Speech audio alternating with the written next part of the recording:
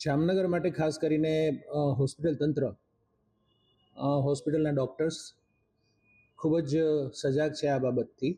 અને મારે ખાસ એ કહેવાનું કે ગુજરાત રાજ્યનું આરોગ્ય તંત્ર અને ખાસ કરીને માનનીય આરોગ્ય મંત્રીશ્રી પણ આ બાબત પર ખૂબ જ સજાગ છે. એક અગત્યની વાત એ છે કે આ ઇબોલા વાયરસની એન્ટ્રી હજુ સુધી થઈ નથી. હમણાં જે કેસ આવ્યો હતો એ કેસ પણ નેગેટિવ આવ્યો છે અને આરોગ્ય મંત્રીશ્રીએ તેની જાહેરાત પણ કરી છે કે આ જે કેસ હતો, સસ્પેક્ટેડ કેસ, એ નેગેટિવ આવ્યો છે. માટે કોઈ જાતની ખોટી અફવાઓમાં આવવું નહીં અને લોકોએ પણ આ બાબત પર પેનિક થવાની કોઈ જરૂર નથી.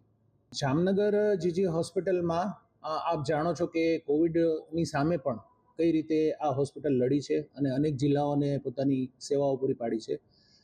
તો હાલમાં પણ as being the medical persons જે થ્રેટ હોય એ થ્રેટની સામે સજાગ રહેવું જોઈએ. તો હોસ્પિટલ તંત્ર, મેડિસિન વિભાગના તબીબો, મેડિસિન વિભાગના હેડ, મેડિસિન વિભાગના નોડલ ઓફિસર્સ બધા જ સજાગ છે. અને તે માટે અમે આજે સાંજે 5 વાગે એક દરેક વિભાગીય વડાની એક મિટિંગ પણ બોલાવી છે, જેમાં પ્રાથમિક સ્તરની ચર્ચાઓ થશે.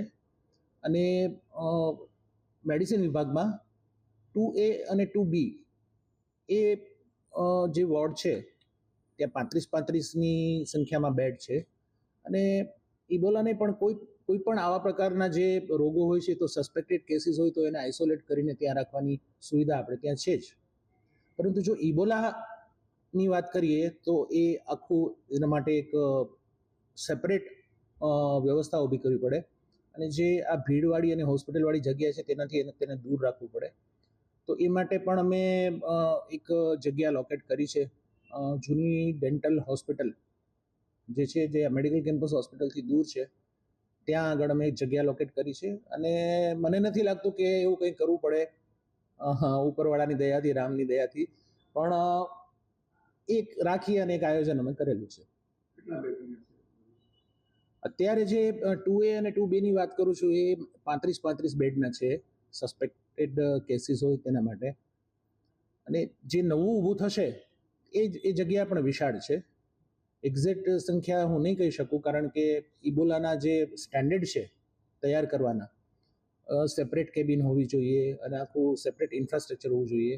તો ત્યાં પણ ઘણી બધી સંખ્યામાં બેડ ઊભા થઈ શકે.